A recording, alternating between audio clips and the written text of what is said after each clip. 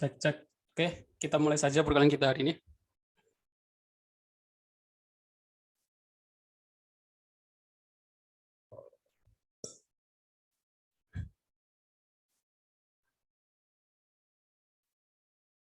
Bismillahirrahmanirrahim. Assalamualaikum warahmatullahi wabarakatuh. Waalaikumsalam warahmatullahi wabarakatuh. Oke, selamat siang semuanya. Siang, Pak. Siang, Pak. Siang, Pak. Oke, bentar. Oke, alhamdulillah di siang hari ini kita bisa ketemu di mata kuliah pemrograman komputer jurusan bisnis digital. Saya baru pertama kali ngajar di semester ini jurusan ini. Oke, emang kalau saya lihat ini satu kelas cuma hanya beberapa orang ya. Ada berapa orang sih sebenarnya? Ada 8, Pak. Ya, cuma 8 ya. Mudah ngajarnya, jadi lebih enak ngoreksinya, lebih enak menjelasinya kalau dikit gitu ya harusnya. Oke, saya masih meraba-raba karena jurusan saya ngajar di informatika ya. Kalau di informatika satu kelas banyak yang hampir 30, ada yang 25, 30, 35, 40 gitu. Oke. Kalau boleh tahu ini sudah ada berapa angkatan ya di jurusan bisnis digital? Pertama, Pak. Pertama, Pak. Ini angkatan pertama. Oke. Prodi baru, Pak. Iya, prodi baru. Kalau di kampus, kalau saya lihat sih di kampus-kampus lain sudah banyak yang ada ya di universitas lain. Kalau boleh saya tahu, ya karena saya juga baru tahu ya, karena sebelumnya kan saya ngajarnya di informatika. Kalau bisnis digital kan maksudnya fakultas manajemen. Ya? Iya, Pak. Iya, Pak. FEBIS, Pak. FEBIS ya? Iya. Fakultas Ekonomi Iya, betul. Bisnis Digital. Dulu pertama kali kuliah, pertama kali waktu masuk itu ada ospeknya, penjelasannya apa ya? Tujuan dari jurusan ini apa? Tujuan dari bisnis digital ya, maksudnya kompetensi yang ingin dicapai dari jurusan bisnis digital ini apa? Mungkin ada yang bisa jelasin nggak? Karena saya juga masih belum paham. Dari bisnis digital yang saya tahu sih itu penggabungan ya, Pak, dari ilmu ekonomi bisnis, akuntansi, dan teknik informatika. Oh gitu. Nah, tujuannya itu, ya saya sempat koordinasi dengan Pak Indra waktu itu, lebih ke teknik sih, Pak. Digitalisasi tentang teknik informatika banget gitu, Pak. Ekonomi, apa tadi? Ekonomi, bisnis, akuntansi, sama informatika. Informatika. Layar saya kelihatan nggak? Kelihatan, Pak. Ini ya, ekonomi, bisnis, akuntansi, informatika. Kebetulan di mata kuliah ini pemrograman komputer ini masuknya ke informatika ya. Nanti kita hubung-hubungkan dengan bisnis sama ekonomi kalau begitu ya. Oke. Ekonomi, bisnis, akuntansi, dan informatika. Terus peluang kerja, peluang di dunia industrinya itu apa? Mana ya? Bagian apa ya? Kalau mungkin ada yang tahu. Kalau kalau informatika yang saya tahu ya, informatika itu otomatis programmer ya. Programmer itu kan nanti dibagi ada back end, ada front end, ada database, ada security, ada jaringan, terus ada data science. Nah, kalau bisnis digital bisa masuk kemana? Konsultan bisnis, Konsultan CEO, bisnis. analis data juga bisa masuk sih, Pak. Iya, analis data. Analis data ya. Di e-commerce sih lebih cepat nantinya mungkin. Oke. Iya, digitalisasi mungkin gitu ya. Digitalisasi, oke. Digitalisasi itu terlalu umum mungkin. Ya. Terlalu umum ya. Oke, ya. Nanti sambil berjalan saya juga nyari info nanti enaknya mata kuliah ini menjurusnya studi kasusnya, karena kalau saya ngajar sih UTS UAS-nya itu UAS UTS-nya project ya, pasti project individu masing-masing. Jadi Saya nggak pernah buat soal sebutkan isai dan lain sebagainya. Kalau saya ngajar langsung teknis ya, maksudnya langsung ke project. Dan soalnya nggak saya bagikan seminggu sebelum UTS pun sudah saya bagikan soalnya. Dan seminggu sebelum UAS juga sudah saya bagikan soalnya. Jadi project itu ya dikerjakannya dari sekarang. Nanti akan saya bahas. Tapi saya belum ada gambaran. Nanti sambil berjalan. Yang penting karena ini semester 2 ya. Mungkin baru mengenal pemrograman komputer. Nah, kita fokus ke pemrograman komputer dulu. Tapi sebelumnya karena ini pertemuan pertama, ini pengenalan ya. Nah, pembahasan kita hari ini yang pertama itu pengenalan, aturan perkuliahan. Saya buat chatbot perkuliahan, nanti saya jelaskan. Sekarang lagi ramai itu chatbot. Terus konsep pemrograman komputer, ini baru masuk ke inti perkuliahan. Mungkin pengenalannya saja ya, deskripsi mata kuliah, penjelasan capaian mata kuliah. Kalau gambaran saya ini kan materi yang saya sampaikan di teknik informatika ya, di teknik informatika. Tapi nanti akan saya tambahkan yang ada hubungannya tentang bisnis atau ekonomi atau apa ya, digitalisasi Bapak. Nah, untuk kontrak perkuliahan pasti ya yang kita bahas adalah tentang ini yang nggak hadir kelihatan nggak cuma 8 orang.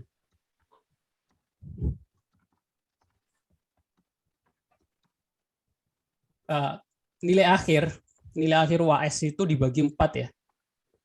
Kalau di perkuliahan itu. Di mana-mana ya seperti ini ya, kehadiran, tugas, UTS sama UAS. Nah, persentasenya yang saya ajukan adalah kehadiran 15%, tugas 20%, UTS 30 sama UAS 35. Oke. Penjelasannya bagaimana? Nanti kehadiran dalam satu semester itu ada berapa kali pertemuan? Ada yang tahu? Harus tahu ya.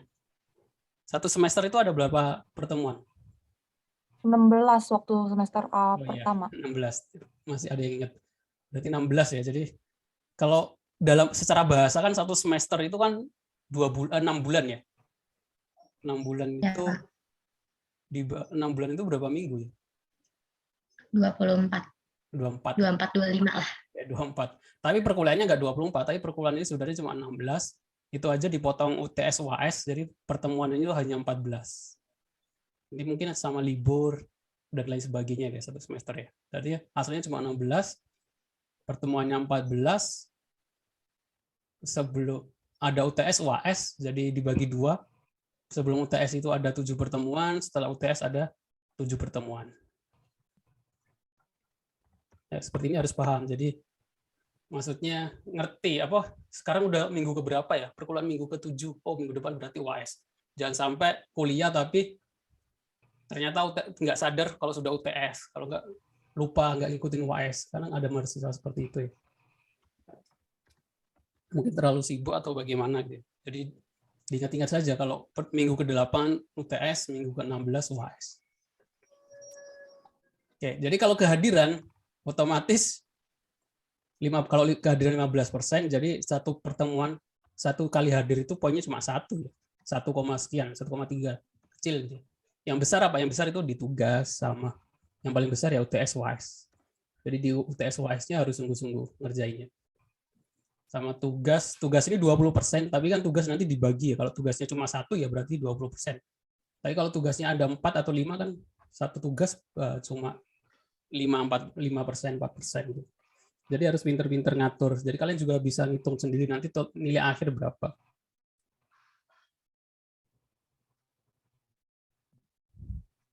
Nah, untuk prosentase kontrak kuliah ini mungkin ada yang mau mengajukan nilai yang lain.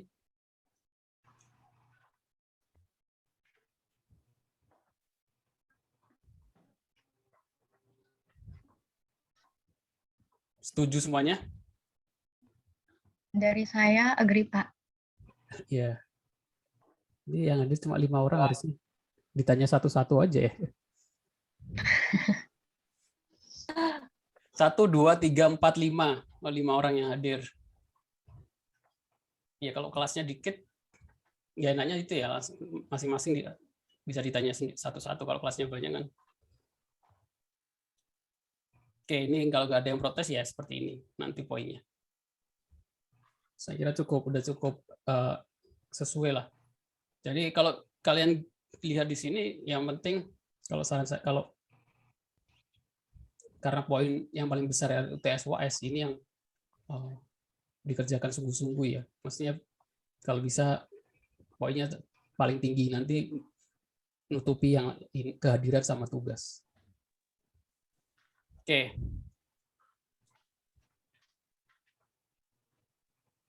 Berarti ini belum pernah offline ya, baru masuk angkatan 2021.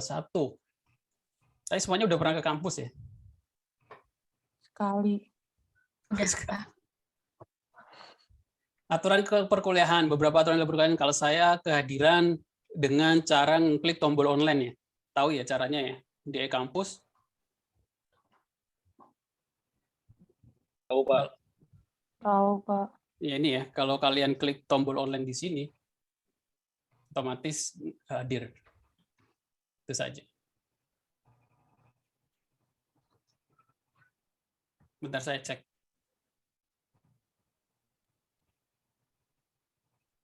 Oh, semuanya ngeklik tombol online, tombol ini ya. Jadi nggak perlu, boleh nggak harus, kalau saya ya, kalau mungkin dosen lain beda-beda. Kalau saya nggak harus absen online boleh, klik tombol online juga boleh. Karena kan link Zoom-nya saya taruh di tombol online. Jadi kalian nggak mungkin mengakses Zoom tanpa klik tombol online. Jadi klik tombol online ini sudah saya anggap hadir. Walaupun absen online juga boleh. Dihitung juga. Seperti itu. Terus itu untuk masalah kehadiran. Harusnya nggak ada masalah ya. Maksudnya kalau kalian bisa lihat kan, kalau cuma ngeklik sesibuk apapun sih kalian harusnya cukup lah untuk ngeklik ya. Pak, paling saya mau nambahin, Pak. Ya. Kalau misalkan nih, gengs, tadi kan kayak Fatimah kan ngirim link di grup. Nah, itu better kalian ngekliknya dari e-kampus aja. Takutnya nggak ke-detect kalau nggak klik dari grup WhatsApp. Ya, makanya Iya, Pak.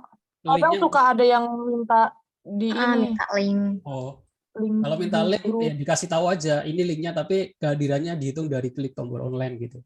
Jadi Jadi maksudnya nanti di tengah-tengah kalian klik lagi aja Ya. tombol online-nya. Jadi Takutnya nggak ke-detect, sayang kan? Iya. Di tengah. Jadi klik tombol online itu bisa diklik selama perkuliahan ya. Jadi dari jam 1 sampai jam 3. Itu dari sekitar jam itu masih bisa ngeklik tombol online. Oke, saya juga kelewatan ya. Saya belum bahas untuk waktunya gitu ya. Untuk waktunya kalau di e-kampus kan tertulisnya 13.30 ya. 12.30 ya. 12.30 Iya, itu Pak. kemungkinan saya nggak bisa. Jadi biasanya ya mundur sejam.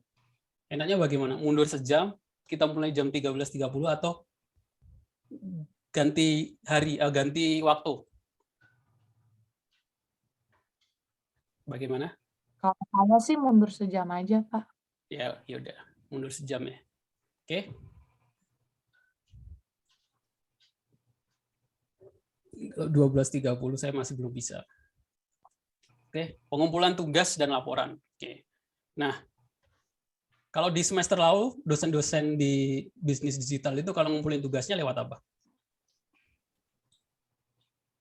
E-kampus, Pak. Oh, lihat e-kampus. Nanti Iya, e-kampus. dibikinin folder tugasnya. Oke. Kalau saya nggak lewat e-kampus ya. Pertama karena ada beberapa hal yang kenapa saya nggak suka di e-kampus. Pertama saya harus login. Kedua saya harus download. Nggak bisa saya nggak bisa saya cuma view gitu kan. Kalau saya ngajar di kelas yang 30, ada yang 40. Kalau semuanya ngumpulin tugas, saya harus download semuanya. Jadi filenya ada banyak gitu kan. Nggak bisa di view di browser gitu. Nggak perlu saya download. Sehingga saya lebih suka lewat Google Form. Link Google Form-nya nanti saya taruh di website saya. Jadi cara pengumpulannya nanti lewat Google Form. Tulis masukkan nama, NIM, kemudian sama filenya kalian upload di Google Drive. Tahu kan cara ngupload di Google Drive? Atau ada yang belum tahu?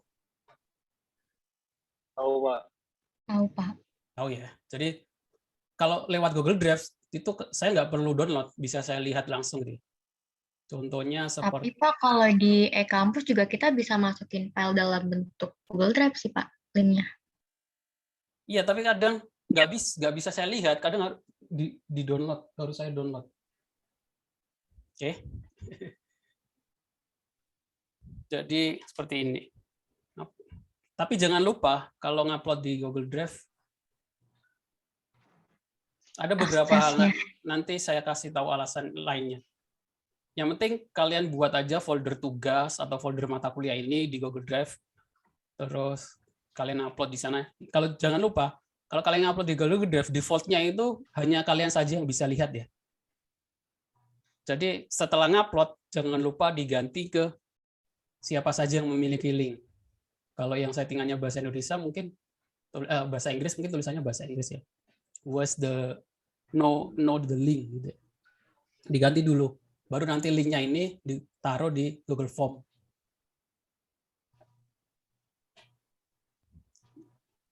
Siapa? Oke, seperti itu.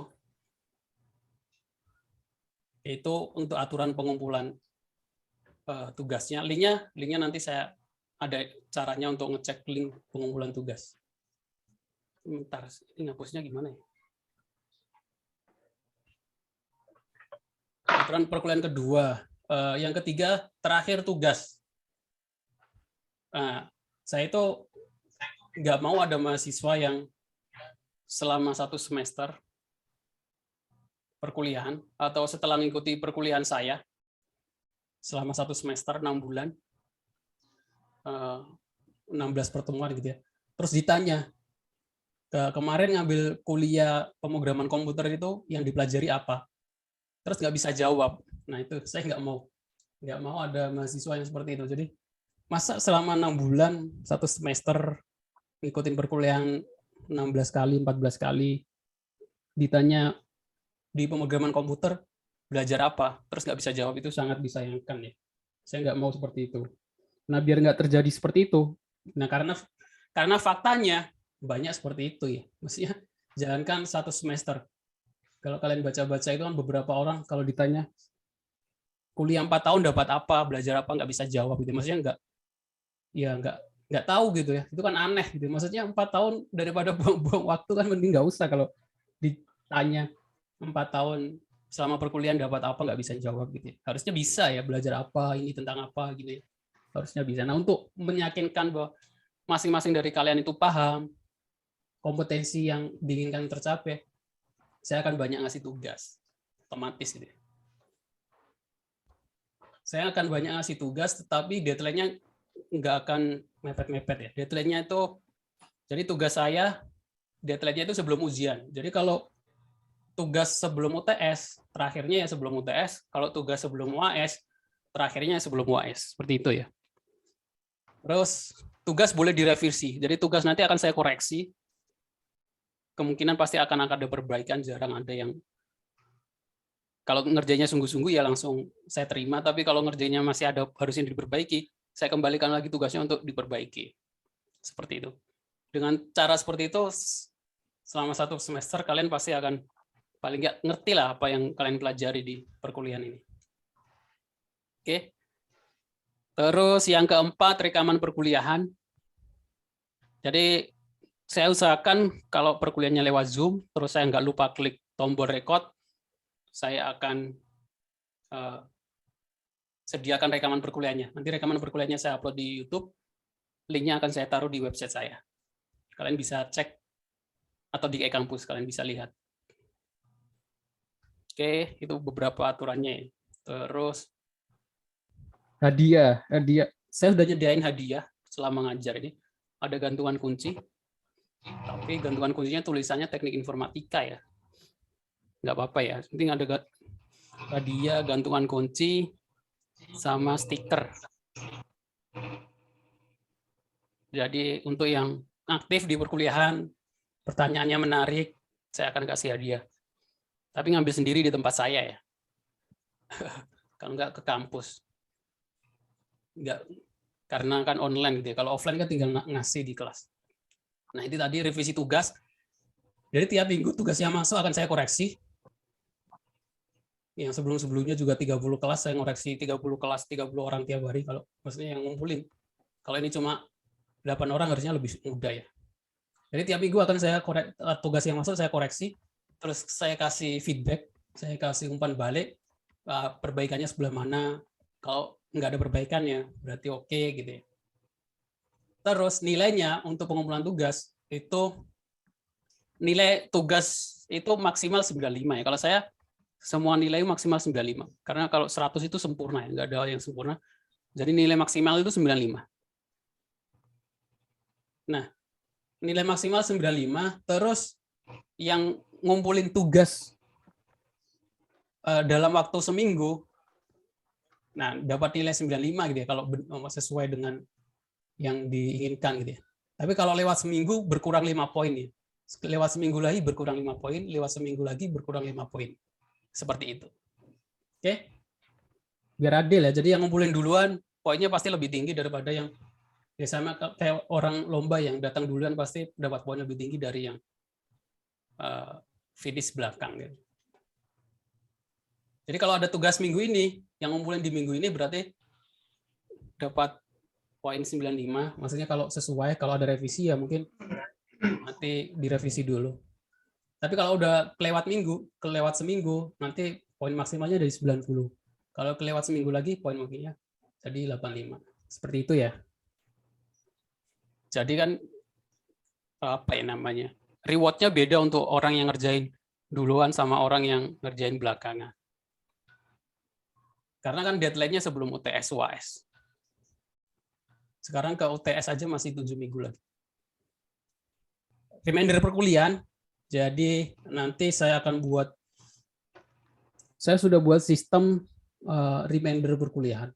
Nanti 1 jam sebelum perkuliahan atau 2 jam sebelum perkuliahan, masing-masing akan mendapatkan WA informasi perkuliahan gitu. Apakah lewat Zoom, apakah ada tugas dan lain sebagainya. Kalau saya ingat sih, kadang saya lupa juga. Nah, bagaimana saya tahu nomor WA-nya? Nanti ada pendaftaran untuk daftar kebut ya. Nanti saya jelaskan setelah ini. UTS UAS, project individu, kemungkinan presentasi masing-masing. Saya nggak suka presentasi. Karena ini cuma 8 orang. Kalau 30 orang kan presentasi agak susah. Emang. Kalau 8 orang sih, bisa lah presentasi.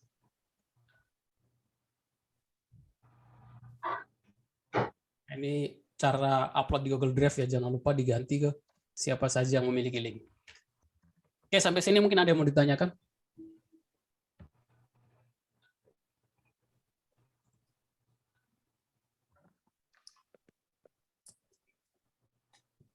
Nggak ada?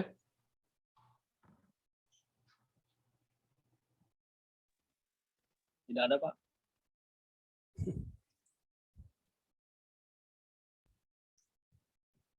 Oke, kalau nggak ada saya lanjutkan.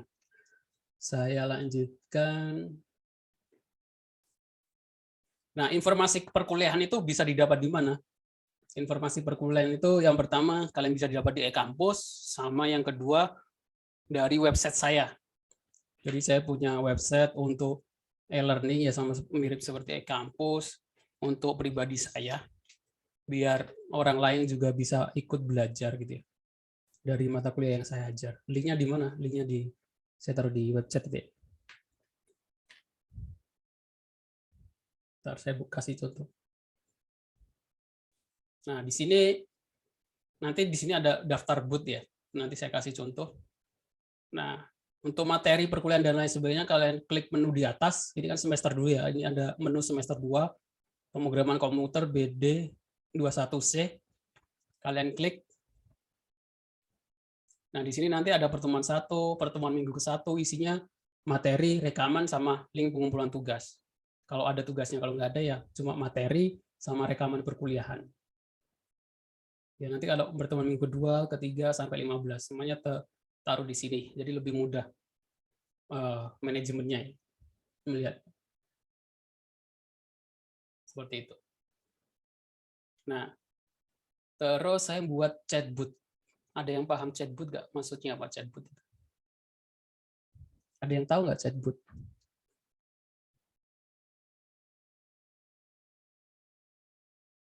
Zoom saya kok nggak ini ya.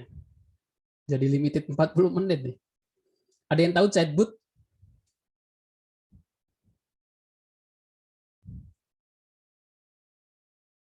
Ada? Kurang tahu, Kayak Pak. robot yang ini Pak ya, robot buat yang chatting itu Pak ya, kayak Telegram atau di WhatsApp gitu. Oke ya.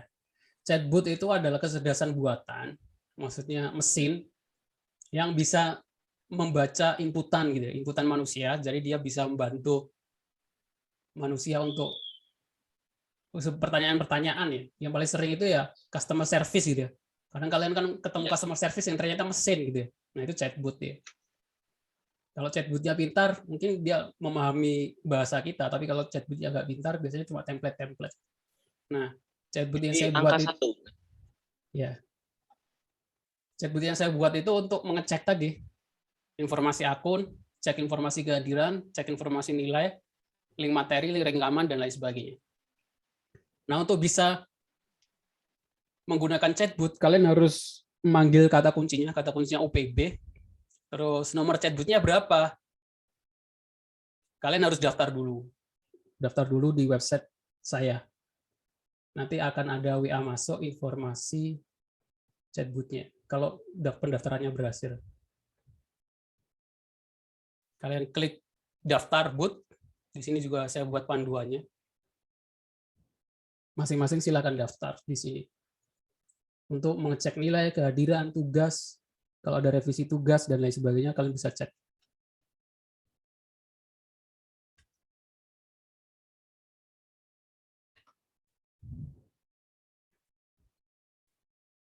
Jadi saya juga nggak perlu capek-capek jawabin kalau ada pertanyaan, kalau masalah tentang link rekaman perkuliahan, link tugas, dan lain sebagainya.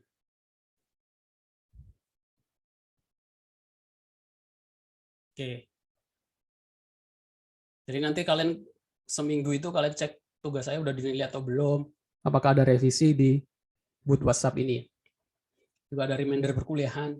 Jadi yang terdaftar di sini nanti ada menu untuk 1 jam atau 2 jam sebelum perkuliahan ada reminder pengingat bahwa ada perkuliahan hari ini. Oke, sekarang kita baru masuk ke perkuliahan kita. Nama mata kuliahnya pemrograman komputer. Otomatis buat program, ini sangat luas sebenarnya. Tapi nanti akan saya hubungkan dengan bisnis ya. Tujuannya memahami konsep teoritis tentang bahasa pemrograman, mengetahui tren bahasa pemrograman, ini computational thinking, yaitu bagaimana berpikir menyelesaikan masalah gitu ya. Contohnya apa menyelesaikan masalah? Ya, contohnya chatbot yang saya buat.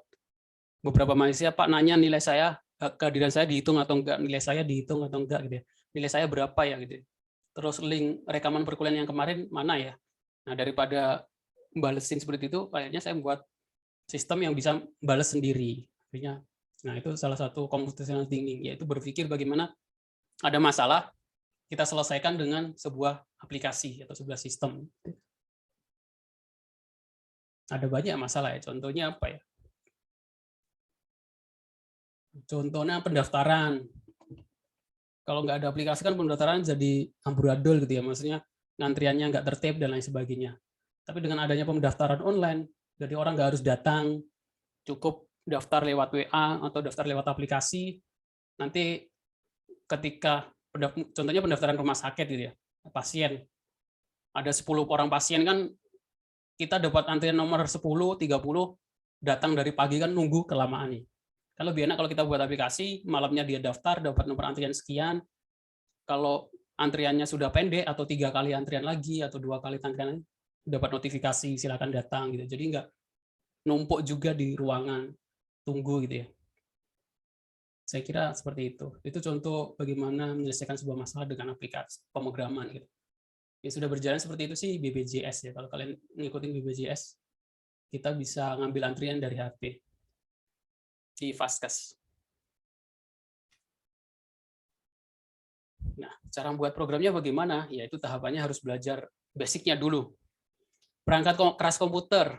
Nah, ini kalau sebelum belajar tentang bahasa pemrograman, kita juga harus tahu tentang komputer itu terdiri dari apa saja. Komputer itu terdiri dari apa saja ya. Ada perangkat keras, ada perangkat lunak, ada hardware, ada software, sama ada brainware ya, atau orangnya gitu. Kalau perangkat keras apa saja ada? Ya perangkat keras ya yang kalau kita pegang keras, penjelasan mudahnya seperti itu. Ada motherboard, prosesor, memori, power supply. Ini komputer ya. Laptop kan sama saja. Hard disk, mouse, CD drive, sekarang udah nggak ada CD drive. Monitor, keyboard. Masing-masing sudah tahu kan fungsi dari masing-masing perangkat keras ini. Yang belajar bisnis digital sebelum masuk ke pemrograman komputer harusnya paling nggak belajar juga fungsi-fungsi dari komputer ya. Motherboard itu gunanya apa, prosesor itu gunanya apa, memori gunanya apa, hard disk gunanya apa gitu ya. Kalau monitor, keyboard kan jelas. Kalau belum tahu mungkin bisa dibaca-baca lagi. Sekarang informasi sudah banyak. RAM. Kalau yang tertarik sama handphone biasanya ngikutin ya. RAM, memorinya berapa, RAM-nya berapa. Saya kira hampir mirip sekarang. Spesifikasi HP sekarang sudah sama seperti spesifikasi PC. Ada yang 8 GB, ada yang 16 GB. Semakin tinggi. Terus yang lain adalah perangkat keras ini ada proses dalam komputer ya, ada input, processing sama output. Input itu ada apa saja, ada mouse, mikrofon, keyboard, proses itu ada CPU, main memory, output itu ada ya di printer, musik dan lain sebagainya.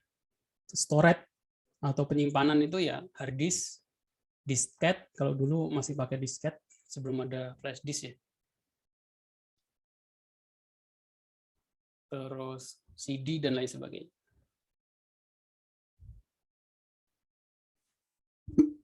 Nah, ini pembagian perangkat komputer itu ada program aplikasi. Program aplikasi itu berjalan di atas sistem operasi. Macam-macam sistem operasi itu apa saja? Ada yang tahu? Sistem operasi itu macam-macamnya apa saja? Yang paling terkenal kan Windows. Terus selain Windows? Ada yang tahu? iOS. iOS itu untuk handphone ya. Kalau yang komputernya Linux. Ubuntu, Pak. Mac OS ya. Terus ada Linux. Linux itu yang open source ya. Terus ada Ubuntu. Ubuntu itu varian dari Linux. Ada Ubuntu, ada Debian, ada Red Hat dan lain sebagainya. Kalau programmer itu lebih enak menggunakan Linux atau Mac OS. Kenapa? Karena server komputer itu 90% server internet, server di dunia itu 90% menggunakan Linux. Perbedaannya apa? Perbedaannya itu ini yang agak krusial sebenarnya. Kalau kita menggunakan Windows itu tidak cache sensitif. Maksudnya cache sensitif itu kalau kita buat nulis sapi S-nya besar dengan sapi S-nya kecil itu dianggap sama. Padahal kalau di komputer server itu beda. Jadi kita kalau nulis sapi S-nya besar sama sapi S-nya kecil itu beda. Kalau Linux cache sensitif. Jadi kalau kita ngoding di Windows buat variabel sapi S-nya besar, terus kita panggil dengan sapi S-nya kecil, di Windows akan jalan, tapi kalau di Linux dia nggak akan jalan. Karena dianggap sesuatu yang berbeda. Nah, program aplikasi atau pemrograman itu berjalan di atas sistem operasi. Sistem operasi dia berjalan di atas firmware. Firmware itu kayak BIOS gitu. Baru dari firmware itu baru ke hardware atau perangkat keras.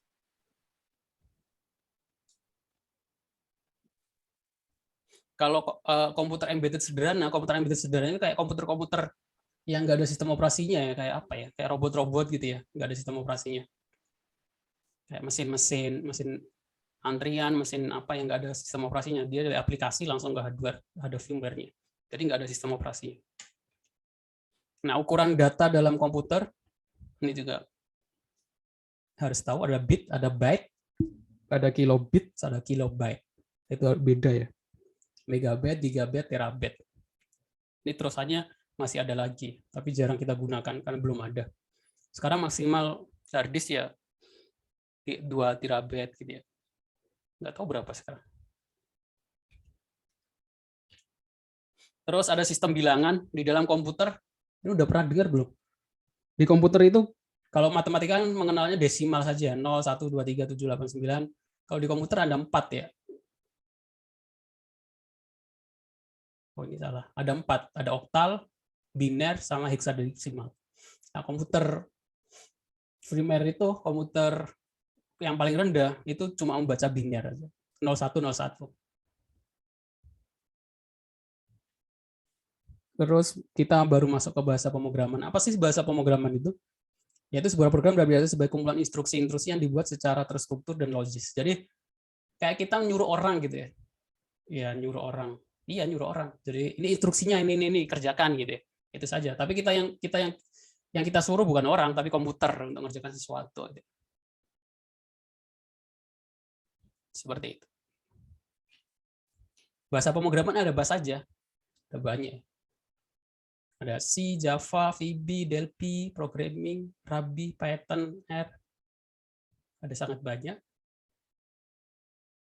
Yang paling populer bahasa pemrograman apa? Ada yang tahu? Sekarang itu yang paling populer bahasa pemrograman apa?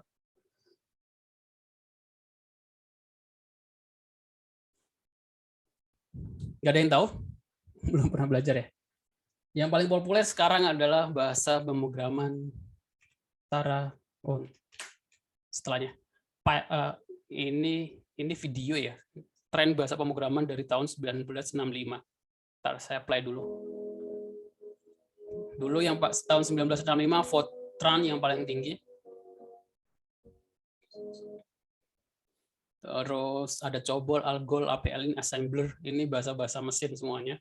Karena dulu masih belum ada sistem operasi yang seperti sekarang ya, semuanya berbasis teks. Ada Pascal tahun 72. 95 baru ada C. Tahun 93 ada C, C++, Pascal, Basic, Visual Basic, Perl, Fortran, JavaScript, Java. Java dulu paling termasuk yang populer. PHP tahun 99 2000-an awal.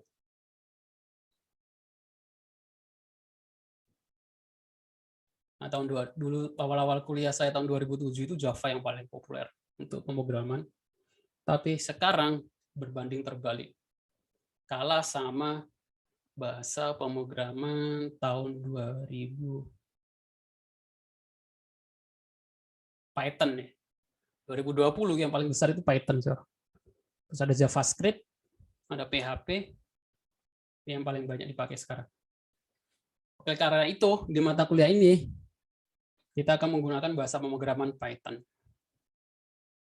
Karena alasannya apa? Ya, paling populer sekarang. Oke.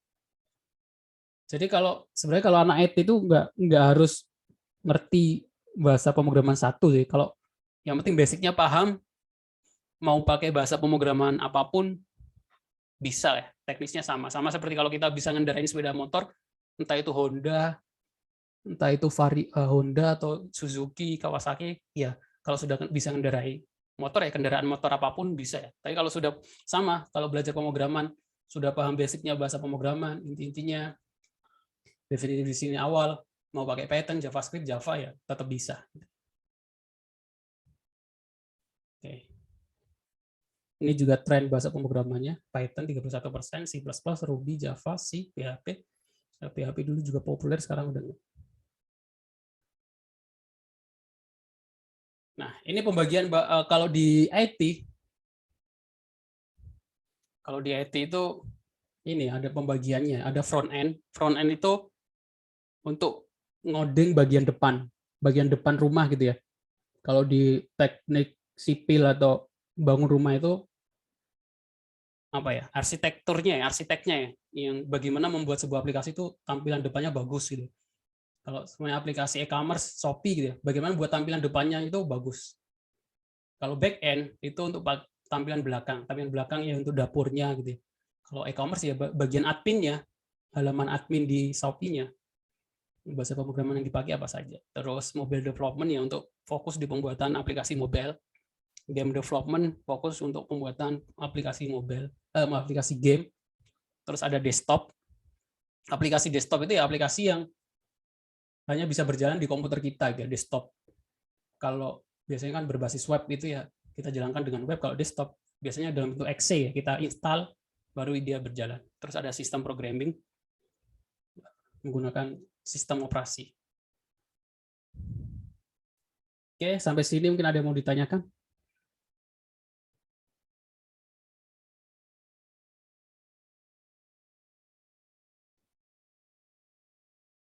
Ada yang mau ditanyakan?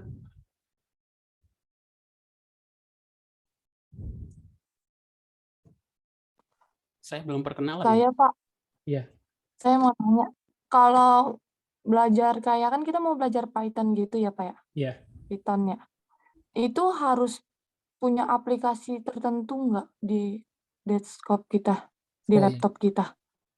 Ya. Kalau kayak sebenarnya nanti akan saya jelaskan di pertemuan selanjutnya. Tapi kalau Pak udah nanya dari sekarang nggak apa-apa. Ya ada, kita harus punya namanya, kita harus install dulu bahasa Python-nya. Kalau menggunakan Windows belum ada ya. Maksudnya kalau kita menggunakan Windows, Python-nya belum terinstall. Kita harus install dulu. Download-nya di mana? Di website Python official python.org. Kita harus install, download dulu. Tapi kalau menggunakan Linux atau Mac OS, itu Python bawaan nih. Kalau kalian menggunakan Linux sudah ada. Jadi kita tinggal pakai. Tapi kalau pakai Windows, download dulu, install. Nanti tutorial download install Python-nya di pertemuan ke depan. Terus untuk ngodingnya bagaimana? Ngodingnya nanti kita namanya butuh IDE ya. IDE kepanjangannya apa ya? E-nya environment, development, integrated development environment. Jadi sebuah space gitu ya untuk kita masukkan kodenya. Bentar. Saya kasih contoh kode Python sederhana dulu. Nah, kalau nggak mau susah, kita bisa ngodingnya online pakai browser gitu. Tulis saja IDE online Python di Google. IDE online Python di Google. IDE online Python. Kalau kita menggunakan IDE online Python di Google, di browser, nanti kita ngodingnya lewat browser ya.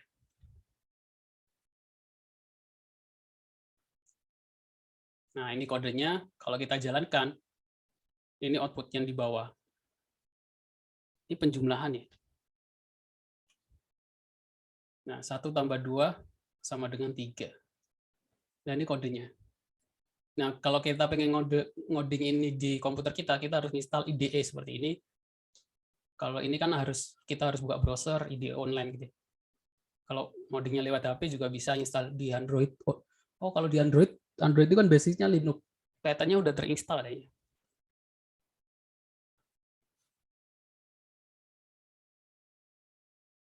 Oke, seperti itu. Ada lagi yang mau ditanyakan?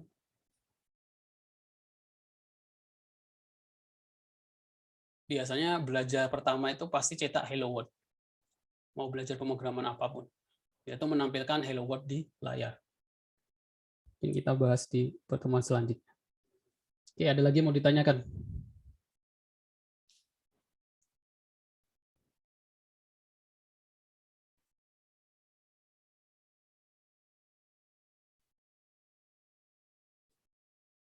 Semuanya udah nyoba daftar di chatbot-nya? Sudah belum? Belum, Pak. Silakan dibuka. Jadi saya lihat panduannya. Jadi kalian klik daftar bot, isi name, nama mahasiswa, pilih kelas, ini pemrograman 7 BD21C. Terus masukkan WhatsApp nomornya. WhatsApp nomornya boleh pakai 62 atau 08. Panduannya ini. nanti akan dapat WA masuk, dapat WhatsApp masuk ya. Pendaftaran berhasil, nama, name, kelas, nomor. Nah, untuk ngecek menunya kita panggil dengan OPB. OPB nanti ada balasan selamat datang di perkuliahan, hai nama, silakan pilih. 1 untuk ketika menghubungi dosen, 2 untuk info kehadiran, 3 nilai tugas, 4 info rekaman perkuliahan, 5 link pengumpulan tugas, 6 materi perkuliahan, 7 info akun yang terdaftar, 8 delete akun. Kalau semua nomornya ganti atau ganti WhatsApp gitu ya. Atau enggak mengunjungi garis miring Del. Nanti masuk nomornya di sini. Jadi seperti itu. Otomatis saya kan akhirnya punya data kalian. Jadi kalau pengen apa, kalau 1 jam, 2 jam sebelum perkuliahan, masing-masing yang terdaftar di booth akan saya kirimi reminder, WhatsApp reminder. Sekarang kan sudah banyak seperti itu ya, itu bagian dari bisnis juga. Kalau kalian servis motor di Ahas, kan sudah dapat ide WhatsApp masuk ya, untuk mengingat reminder waktunya servis. Bisa juga diimplementasikan di tadi pasien kontrol. Jadi sehari sebelum waktunya kontrol, misalnya kalau ada pasien-pasien yang harus kontrol tiap bulan itu kan bisa dengan reminder WhatsApp. Itu juga buat aplikasi seperti itu. Kalau enggak reminder, banyak sudah reminder minum obat, reminder apa lagi, pulsanya habis gitu ya. Kalau saya sih sering dapat WhatsApp dari Indosat gitu ya. Kalau ada promo, ya itu juga sebagian dari digital marketing. Nah, bagian dari digital marketing sekarang seperti itu. Walaupun kadang agak mengganggu kalau terlalu banyak ya. Maksudnya kalau kayak lebih ke spam gitu ya. Sekarang aja kayak Shopee, Indosat sudah sering ngirim di WhatsApp ya. Maksudnya nomor yang kita daftarkan di Shopee biasanya kita dapat WhatsApp masuk, entah itu promo dan lain sebagainya. Ya itu bagian juga digital marketing. Ada hubungannya sama bisnis digital juga. Kalau dulu menggunakan email, kalau sekarang sudah menggunakan WhatsApp. Login di beberapa website juga sudah nggak pakai email, ada yang nggak pakai email. Jadi kayak Shopee gitu kan. Shopee kan bisa ya. Kalian login pakai email atau login pakai WhatsApp. OTP-nya juga kadang masuk lewat SMS atau masuk lewat WhatsApp. Akhirnya banyak phishing ya. Banyak penipuan yang pura-pura dari Shopee, pura-pura dari BRI. Kalau dalam dunia hacking itu namanya social engineering, rekayasa sosial. Jadi pura-pura dari bank. Teknik seperti ini udah teknik yang sangat lama ya, dari tahun 70-an. Jadi pura-pura dari bank, nanyain, ujung-ujungnya nanyain password. Kalau orang awam nggak paham ya dijawab, saya dari bank ini dapat hadiah atau ada masalah, harus tahu passwordnya gitu ya. Rekayasa sosial atau social engineering. Salah satu teknik dalam hacking ya. Teknik itu ada banyak. Ya, sebenarnya itu kalau di informatika ada security, bagaimana mencegah hal-hal seperti itu. Keamanan. Oke, ada yang ditanyakan?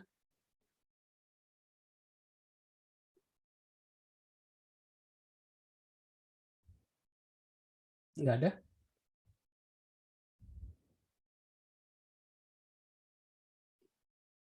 Setelah ini masih ada perkuliahan?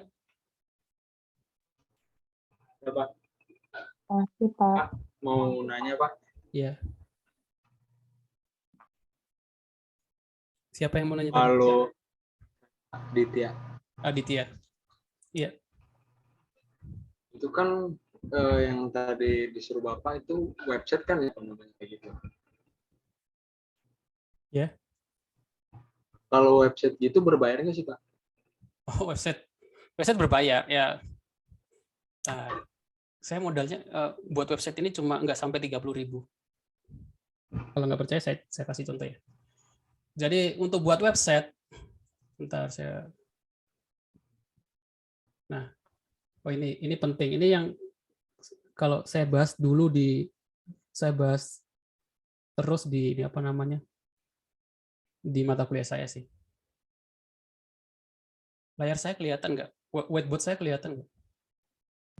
Kelihatan, Pak. Pak. Kelihatan, Pak. Yang paling penting sekarang adalah bangun branding, yaitu personal branding. Ini ada hubungannya sama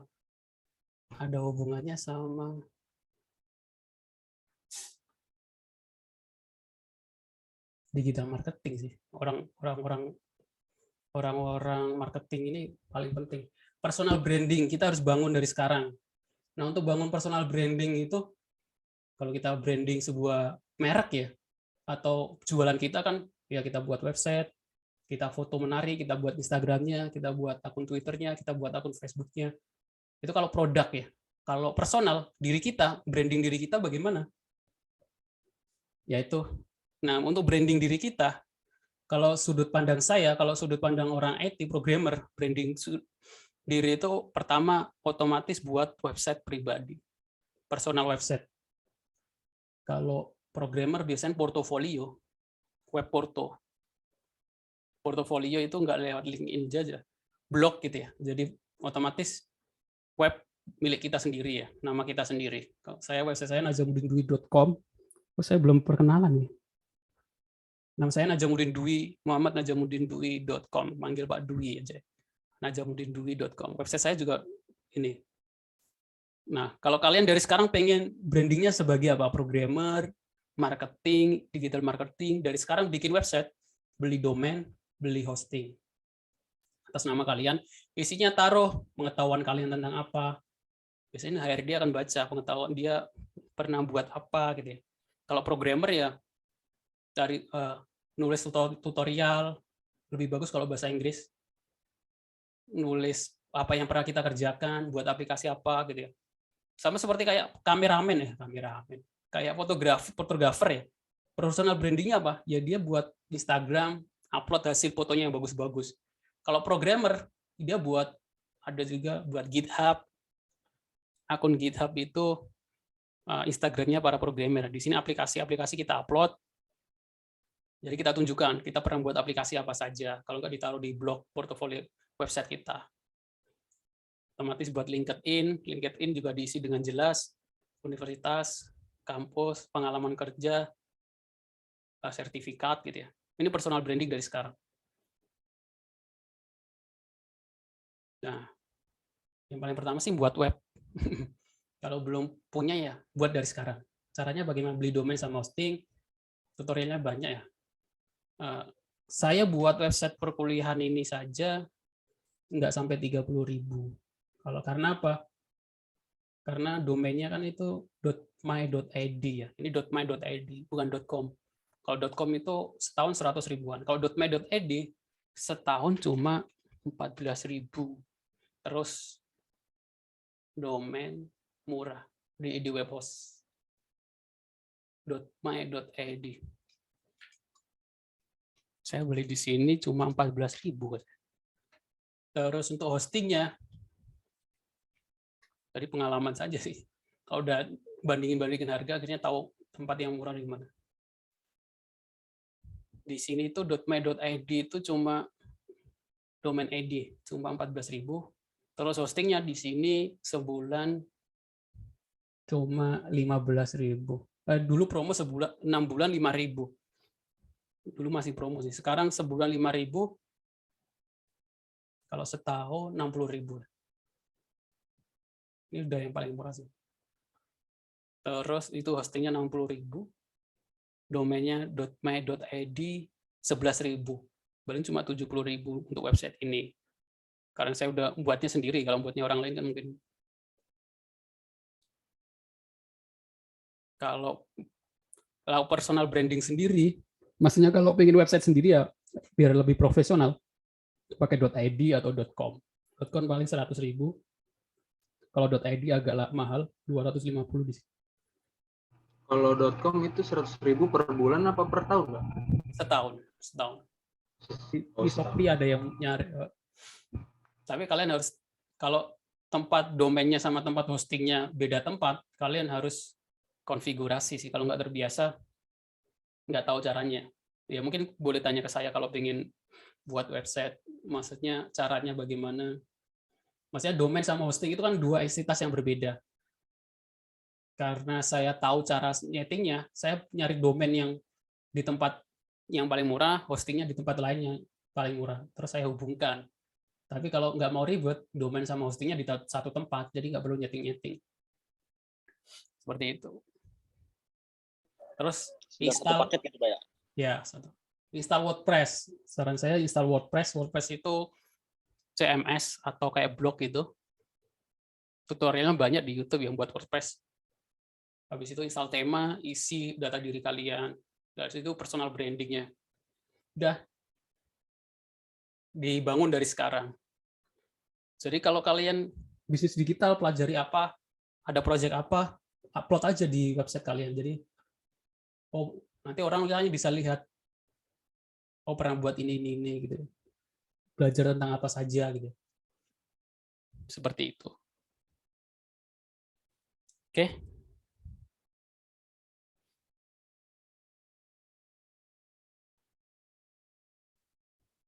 Saya kadang ada yang kalau ada yang mau disampaikan, kalau nggak ditanya mungkin agak lupa gitu yang mau disampaikan.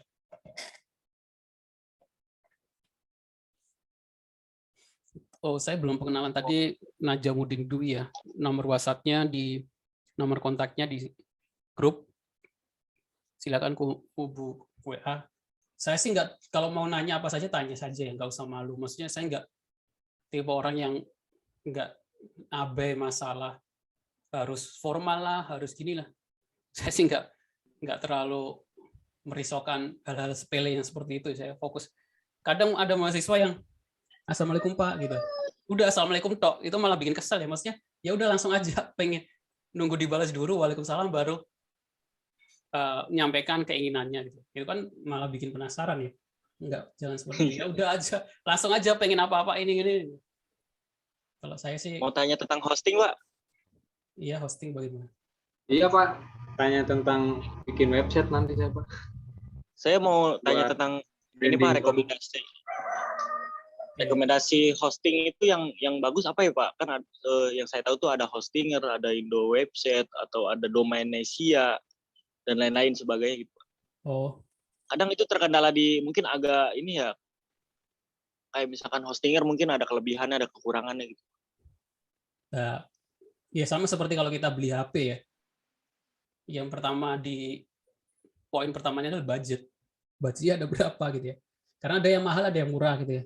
Poin kedua, kalau hosting itu customer service-nya standby 24 jam. Kalau tadi udah nyebutin Domainnesia, saya terbiasa di Domainnesia. Saya kalau ada kendala di Domainnesia, entah itu jam 12 malam, jam 2 pagi, masih ada yang standby. Saya pernah datang ke kantorannya di Jogja. Dulu saya kuliah S2-nya kan di Jogja. Saya pernah buka bersama sama seluruh pelanggan Domainnesia di Jogja. Ada Edi Webhost juga, Edi Webhost juga saya pernah ke kantornya. Maksudnya kadang kadang ada yang nggak standby. Ada perusahaan yang maksudnya ada yang cuma standby-nya, CS-nya itu standby-nya dari pagi, jam kerja saja. Masalahnya kan kendala website kita nggak cuma di jam kerja, kadang jam 12 malam, jam 13 malam. Nah, kalau saran saya nyari hostingnya sih relatif ya, maksudnya kalau cari di Google aja, kalau secara kuantitas maksudnya yang online-nya yang selalu up, nggak ngedown itu ada mungkin yang mahal-mahal gitu ya. Tapi kalau nyari yang murah, Domainnesia lumayan murah. 300.000 itu yang basic, udah sama domain, sama hosting. Terus customer service-nya juga cukup standby terus. Ketika kita ngebangun website Pak ya, kita mau pasang beberapa plugin gitu Pak, plugin yang gratisan tidak berbayar, itu terpengaruh nggak sih Pak dengan load yang ada di website tersebut gitu? Maksudnya plugin di WordPress gitu ya? Iya, di WordPress, di CMS gitu. Kalau plugin itu kita nggak jamin di dalamnya itu ada virus atau enggak. Kalau yang itu istilahnya nulet ya, nulet itu yang apa ya? Nulet itu bahasa Indonesianya terbuka ya. Nulet kayak kalau kalian nyari template, istilahnya template nulet gitu ya. Template nulet itu kalau dia template berbayar terus ada yang nge-share gratis. Nah, kita itu nggak bisa jamin di dalam template ini atau plugin ini tuh ada kode yang berbahaya atau enggak gitu. Ya itu apa namanya konsekuensinya. Kalau ada kode berbahaya, Ya. Kadang yang bikin sulit tuh ketika saya kan beli template-nya di ini Pak ya, di Tempores tuh biasanya tempores.com ya. Iya, Tempores. Itu kan dia pakai kartu kredit. Saya lewat VCC gitu Pak. Kayak Oh, iya. misalkan untuk ini apa sih ya sebutnya, kartu Visa yang buat sehari doang itu Pak. Oh, pakai Genius Nah, bisa ya? jen- Kalau butuh itu CCC. berbahaya nggak sih Pak? Hah? Berbahaya nggak Pak itu Pak ya? Kayak abal-abal apa gimana gitu. Saya ngerinya begitu sih. Kalau Tempores ya salah satu rujukan semua orang ya, maksudnya sudah maksudnya sudah terverifikasi ya. Semua orang kalau ngambil template atau kode di Tempores itu yang resmi berbayar. Kalau kalian beli di Shopee dan lain sebagainya itu yang bajakan. Kalau Tempores ya di sini. Terus kalau pengen pakai VCC, pakai Genius, daftar aja Genius. Tapi Genius sekarang berbayar per bulan 10.000. Kalau dulu nggak ada biaya langganannya. Sekarang ada biaya langganannya per bulan 10.000. Kalau di Genius kan bisa. Saya beberapa kali pakai akun Genius. Genius itu dari BPPN. Di situ kan ada VCC-nya juga.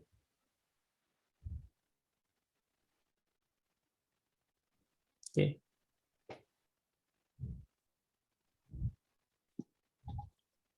Ya, kalau maksudnya kayak saya punya Genius gitu ya, saya pengen beli template atau plugin di Tempores. Genius saya itu kosong isinya. Jadi kalau saya pengen beli baru saya deposit ya. Habis itu kalau udah selesai ya dikosong. Jadi walaupun VCC-nya itu nanti entah bocor dan lain sebagainya, nggak ada isinya sebenarnya, kosong. Saya gunakan hanya untuk kalau transaksi saja. Gitu. Dia aman.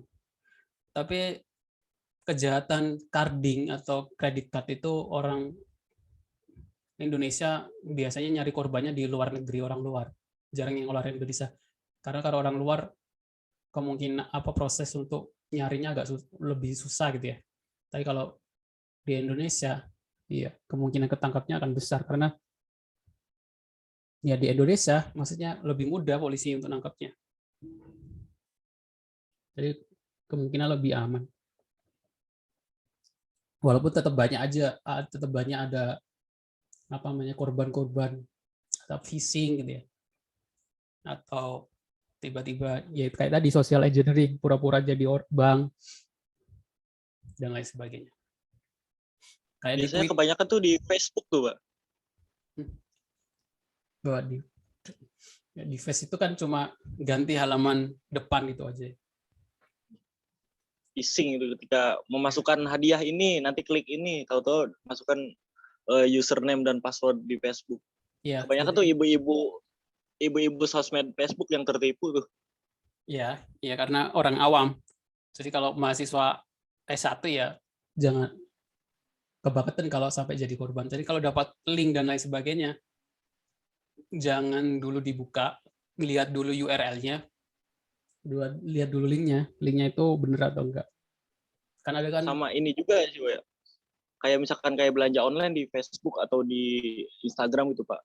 Emang sih bener mereka ngasih rekening, cuman mereka tuh nggak paham gitu, nggak bisa cek. Kalau sekarang kan udah ada website tuh kayak credible.com gitu ya, untuk cek rekening ini si penipu atau bukan gitu. Iya. Ya kalau masalah transaksi sih saya jarang melakukan transaksi kalau kayak jual beli belanja di Facebook atau Instagram ya. Lebih ke harus ada pihak ketiga.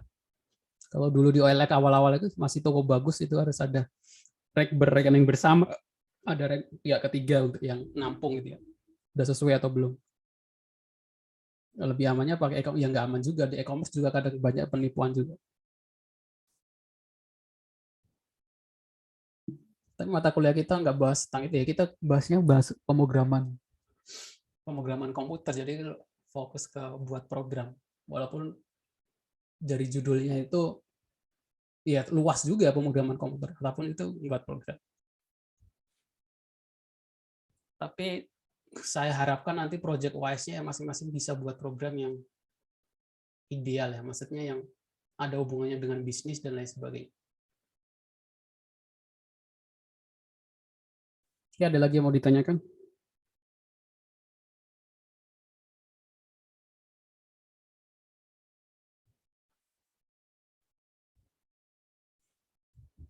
Kalau nggak ada, saya cukupkan. Jadi nanti ketemu lagi minggu depan di Sabtu jam 1:30. Materinya mungkin selanjutnya adalah Python, cara instalasi, pengenalan awal, dan lain sebagainya. Oke, kalau nggak ada ditanyakan, saya cukupkan perkuliahan kita hari ini. Terima kasih untuk yang sudah datang. Saya akhiri. Assalamualaikum warahmatullahi wabarakatuh.